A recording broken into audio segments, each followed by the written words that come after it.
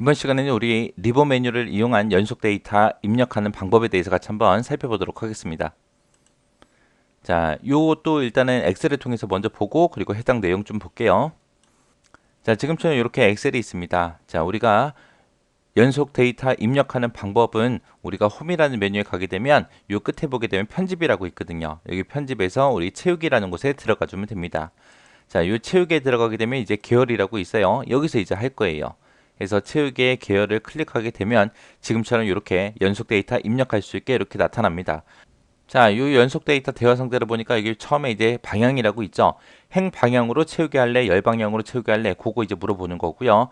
여기 보게 되면 이제 유형이라고 있습니다. 이 유형에 보게 되면 선형도 있고 급수도 있고 날짜도 있고 자동 채우기도 있고 이렇게 여러 가지가 있어요. 여기서 이제 선형이라는 건 뭘 얘기하냐면은 우리가 여기서 단계값을 정해 주잖아요. 그러면 그 단계값만큼 더하기를 해서 데이터를 입력해 주는 거고요. 급수다라고 하게 되면 급수는 이 단계값만큼 곱해서 이제 데이터를 채우게 해주는 거. 그걸 보고 얘기해요. 그 다음에 이제 날짜다라고 하게 되면 말 그대로 실제 데이터가 날짜일 때 얘를 선택하게 되면 이제 얘가 활성화가 됩니다. 그래서 이제 일 단위로 늘어나게 할래, 평일 단위로 할래, 월 단위로 할래, 연 단위로 할래, 그런 거 우리가 선택해 줄 수 있어요. 그 다음에 여기 마지막에 보게 되면 이제 자동 채우기라고 있죠. 얘는 우리가 엑셀에서 자동 채우기 핸들 있죠. 그 채우기에서 마우스로 쭉 끌어서 이제 데이터를 채울 거 아니에요. 그거는 이제 똑같은 결과를 나타나게 하는 게 우리 자동 채우기입니다. 그 다음에 이제 그 밑에 보면 이제 추세라고 있어요. 추세라는 건 뭘 얘기하냐? 내가 두 개 셀을 범위를 잡고 내가 했을 때 그때 두 셀의 차이값만큼 선형을 내가 선택하게 되면 이제 더해서 데이터가 입력이 되는 거고 급수다라고 입력하게 되면 이제 그 두 셀의 차이만큼 곱해서 이제 데이터가 입력되게 그렇게 해주는 게 우리 추세예요. 이 추세를 선택을 하게 되면 다른 것들은 다 비활성화가 됩니다. 해서 여기서 이제 선형으로 할래, 급수로 할래 이 두 가지만 우리가 선택할 수 있는 거예요. 그리고 행 방향, 열 방향, 방향만 이렇게 선택할 수가 있습니다. 얘를 클릭하는 순간 나머지는 전부 다 비활성화가 돼요. 그 다음에 이제 여기 끝에 보면 종료값 있죠. 종료값 같은 경우에는 이제 끝나는 값, 연속 데이터가 끝나는 값을 지정할 때 우리가 사용하는 거예요. 그래서 이런 것들을 우리가 이 연속 데이터에서 할 수 있어요. 그래서 내가 여기다가 이제 4라고 입력을 하겠습니다. 4라고 입력하고 우리 채우기에 들어가서 이제 계열이요. 계열에 들어가서 내가 이거를 행 방향으로 채울 거예요. 그때 이제 선형으로 할 겁니다.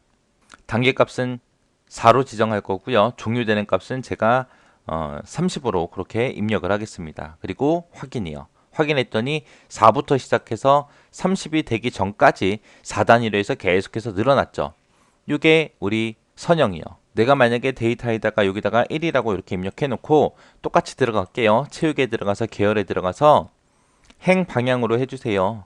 유형은 선형입니다. 라고 이렇게 지정해주고 그 다음에 단계값은 제가 여기서 2로 지정할 겁니다. 그리고 종료되는 값은 30으로 해주세요. 라고 그렇게 할 거예요.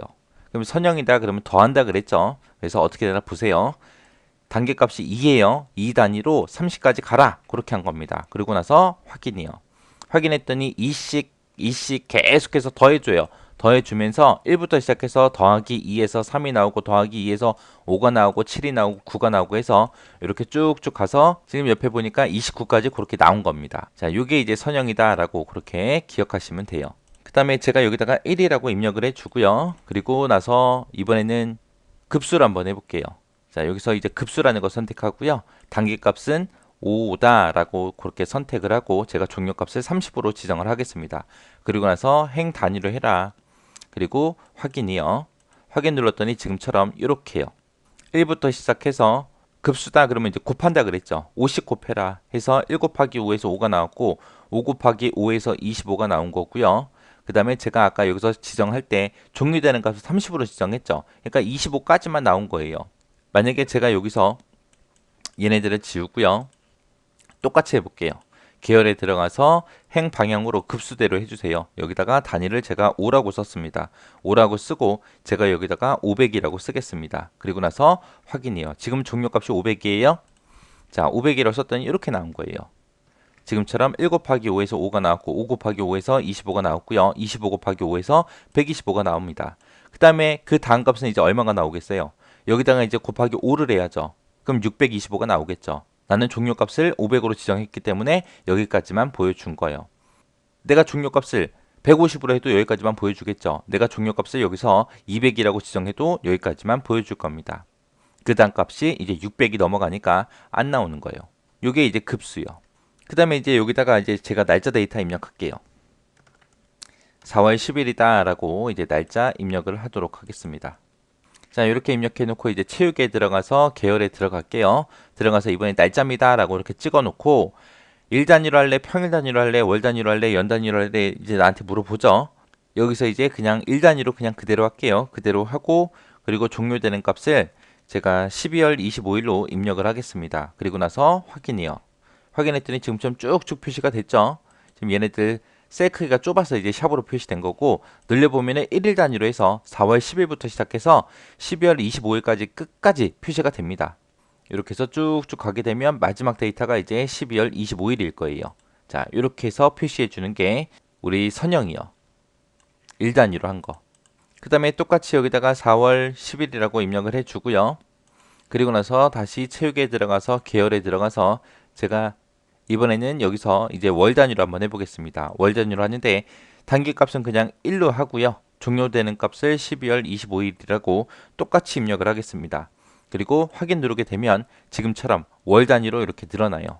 그 다음에 제가 여기다가 값을 1이라고 입력하고 제가 여기서부터 여기까지 요만큼 범위 잡을게요. 범위 잡고 채우기에 들어가서 이제 계열에 들어가겠습니다. 들어가서 자동 채우기를 하겠다.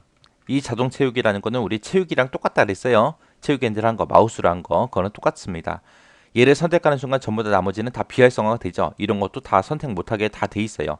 그러면 여기서부터 시작해서 여기까지 우리가 자동 채우기 핸들 한 것처럼 그렇게 해주겠다는 거예요. 우리가 숫자를 한 셀에다가 입력하고 이걸 채우기 하면 어떻게 됐죠? 다 복사가 됐죠. 그래서 확인 누르면 똑같이 복사가 됩니다.